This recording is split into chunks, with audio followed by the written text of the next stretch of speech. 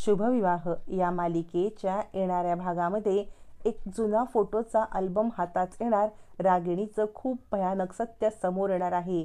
जुन्या फोटोच्या काही गोष्टी 20 वर्षापूर्वीचं थरारक सत्य समोर आणणार आहे आणि आता भूमीला रागिणीच्या खऱ्या रूपाची ओळख होणार आहे.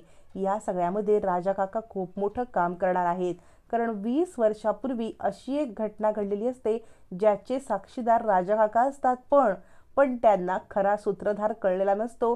पण 20 वर्षानंतर अशी एक घटना कळते की त्याच अल्बममध्ये जे फोटो असतात त्यामुळे खरा सूत्रधार समोर आलेला असतो आणि रागिणीला ओळखण्यामध्ये केलेली चूक भूमीला खूप भारी पडलेली असते, कारण आकाशला बरं करण्यासाठी भूमीने केलेले प्रत्येक प्रयत्न रागिणी हाणून पाडत असते. पण आता एका फोटोमुळे रागिणीचे हे प्रयत्न हाणून भूमी तिच्यावरती आता शिरजोरी करत वरचढ ठरणार आहे. इकडे भूमी आता बाबांना भेटायला आलेली असते. भूमी बाबांना सांगते, काही गोष्टी कळतच नाही आहेत, रघु काका असं काही करतील मला वाटतच नाही आहे. यावरती आता माधवराव भूमीला एक सल्ला देतात. माधवराव म्हणतात, हे बघ, रघु जर असं काही करत असेल तर त्याला रागिणी माळीसाहेबांनी घराबाहेर काढलं, हे बरं केलं. पण रघु हे काही करत नसेल तर त्याला ही चुकीची शिक्षा झाली. मला असं वाटतंय तू रघुच्या रूममध्ये जा ना.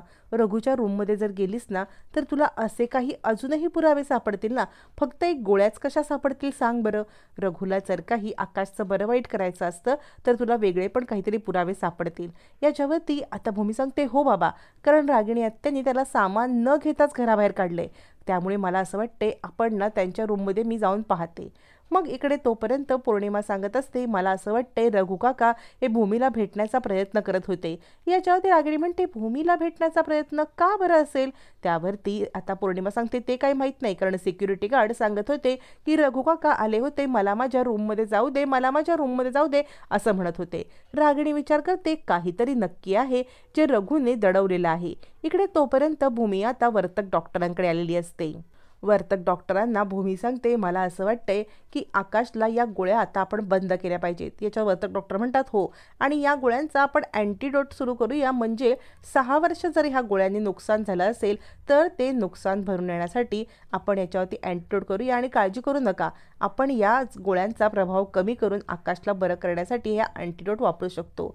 भूमी म्हणते वर्तक डॉक्टरांना की तुमचे किती आभार मानू तितके कमी आहेत. याच्या वर्तक डॉक्टर म्हणतात, नाही बरं, माझे आभार नाहीत, तुम्ही तुमच्या नवऱ्यासाठी जे करताय ना ते प्रयत्न फळाला आलेत, बस इतकंच.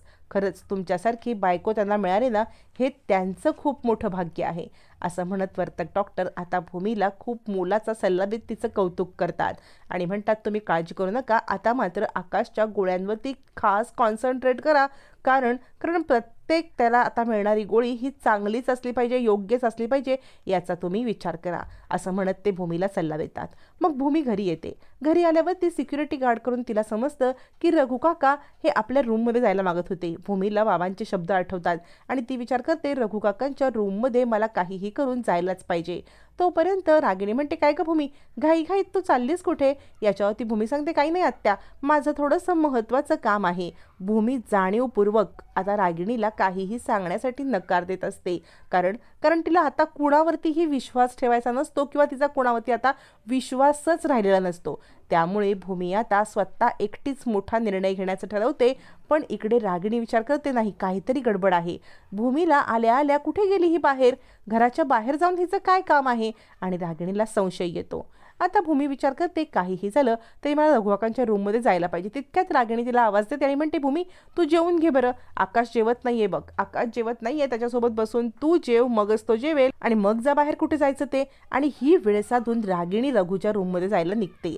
त्यावरती आजी म्हणते, भूमी तू घे बरं 2 घास खाऊन, आकाश बस तू पण, आणि दोघांना जेवायला बसवते. मग रागिणी भूमी आणि आकाश या दोघांना जेवायला बसवून मी आलेच असं म्हणत बाहेर जाते, जेणेकरून रघुच्या रूममध्ये भूमीला काय हवं होतं किंवा पौर्णिमा सांगत होती की रघुला त्याच्या रूममध्ये जायचं होतं तर काय होतं हे मला बघता येईल असा विचार करत रागिणी आता भूमीला जेवणाच्या टेबलवरती बसवून बाहेर पडते.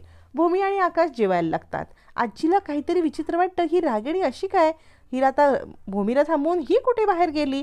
रागिणीचं तर काही कळतच नाही. भूमीला पण संशय येतो की आत्या बाहेर गेल्या तरी कुठे. मनू म्हणते, काय ग ताई, कसला विचार करतेस. याच्यावरती मानसी म्हणते काही नाही ग असंच आणि जेवायला लागते. रागिणी अंदाज घेते आणि बाहेर पडते. आकाश सुद्धा जेवायला बसतो. रागिणी निघते. मग भूमी आणि आकाश दोघं जण जेवायला लागतात. रागिणी आता रूममध्ये येते. रूममध्ये आल्यावरती रघुच्या सगळ्या आता जिथे जिथे काही सापडत असेल असं वाटतंय ते सगळं चेक करते की रघुने कुठे काही ठेवलंय का. पण रघु काकांनी ठेवलेल्या गोष्टी रागिणीला मिळणारच नसतात, कारण ती रघु काकांची आयुष्यभराची कमाई असते. कमवलेला हा प्रामाणिकपणा असतो जो जगन्नाथ महाजन यांनी रघु काकासारख्या एका नोकराकडे आपलं विल आणि काही जुने पुरावे दिलेले असतात.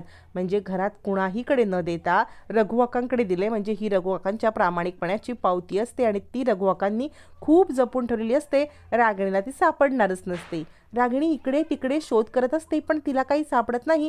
तोपर्यंत भूमी सुद्धा आता मात्र जेवून रघु काकांच्या रूममध्ये जायला निघते की रघु काकांच्या रूममध्ये असं काहीतरी पुरावा सापडेल, ते दोषी आहेत की निर्दोष आहेत काहीतरी कळेल. आणि तोपर्यंत रागिणी रघु काकांच्या रूममध्ये शोधाशोध करतच असते. आता मात्र भूमी इकडे येणार आणि रागिणीची शोधाशोध चालू असायला एकच गाठ पडते.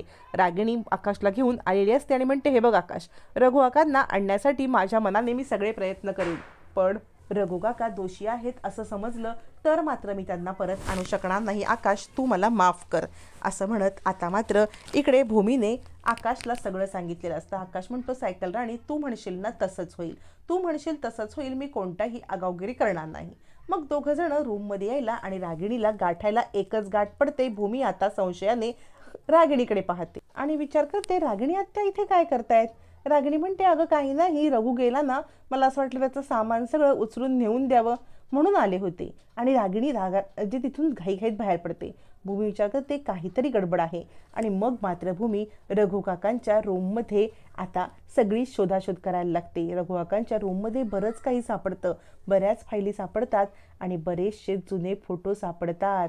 आकाश फोटो काढतो आणि म्हणतो, हे बघ सायकल राणी, हा अल्बम बघ असं म्हणत तो आता भूमीला अल्बम दाखवतो. अल्बममधील भयंकर चित्र बघून भूमी हादरते, कारण अल्बममध्ये असणारे फॅमिली फोटो याच्यामध्ये अजून 2 मेंबर ॲड झालेले असतात.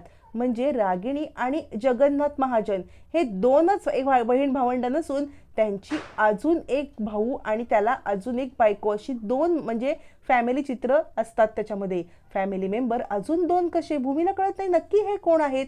आणि भयानक सत्याचा उलगडा झालेला असतो, कारण जगन्नाथचा म्हणजे आकाशचा छोटा काका, जगन्नाथचा छोटा भाऊ हा सुद्धा रागिणीच्या कारस्थळाचा बळी पडलेला असतो. आणि या सगळ्याचा आता मात्र इकडे भूमीला खुलासा होतो, ज्याची रागिणीला कल्पना पण नसते, कारण आकाशच्या काका आणि काकी या दोघांचंही फोटोग्राफ्स घरातून गायब केलेले असतात रागिणीने, जेणेकरून आकाशला त्रास व्हायला नको हे कारण.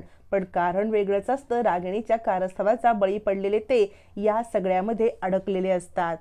आणि 20 वर्षाचे भयानक सत्य एका फोटोने समोर येते. जुना फोटोचा अल्बम हातात लागतात. रागिणी हादरणार असते, ज्यावेळेला भूमी 2 माणसांबद्दल जाब विचारणार असते. आता याच घटनेबद्दल अधिक सत्य जाणून घेण्यासाठी आजच चॅनलला सबस्क्राईब करा.